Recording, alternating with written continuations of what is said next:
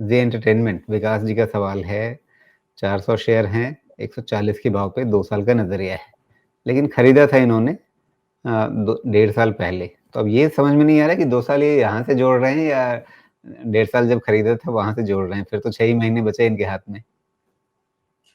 नहीं, मान लेते हैं कि हमसे आज इन्होंने सवाल पूछा है तो आज से 2 साल का नज़रिया पूछ रहे हैं। भाई जिनको अपना खुद ही नज़रिया नहीं पता है 2 साल का, उनका नज़रिया हम क्या बताएँ? सीधी-सी बात है ना। तो हम यानी नहीं पता भाई। कंपनी को खुद ही आगे के 2 साल के बारे में नहीं पता है। अभी तक तो देख ही रहे हैं, है ना?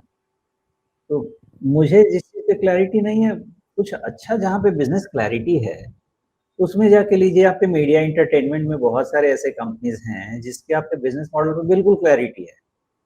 ना चले, चलना ना चलना अलग चीज़ है, लेकिन बिज़नेस रेवेन्यू मॉडल बिल्कुल क्लियर है। तो इनका रेवेन्यू बिज़नेस मॉडल मुझे तो समझ में नहीं आता कि अभी इनका प्रमोटर वाला चेंज हुआ क्या?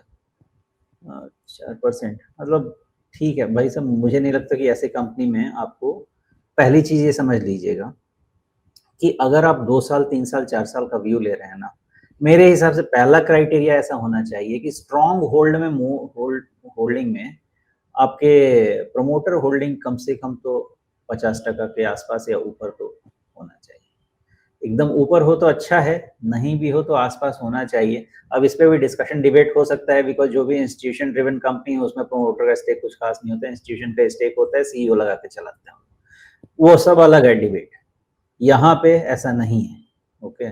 तो मुझे बिज़नेस मॉडल पे क्लैरिटी बिल्कुल नहीं दिखती है। इस सेगमेंट में बहुत से ऐसे कंपनीज़ हैं, इस पे आपको बिज़नेस मॉडल समझ में आ जाएगा। उस पे 2 साल का व्यू लीजिए। मेरा पर्सनल व्यू ये है कि कोई भी व्यू नहीं है, मुझे नहीं समझ में आ रहा।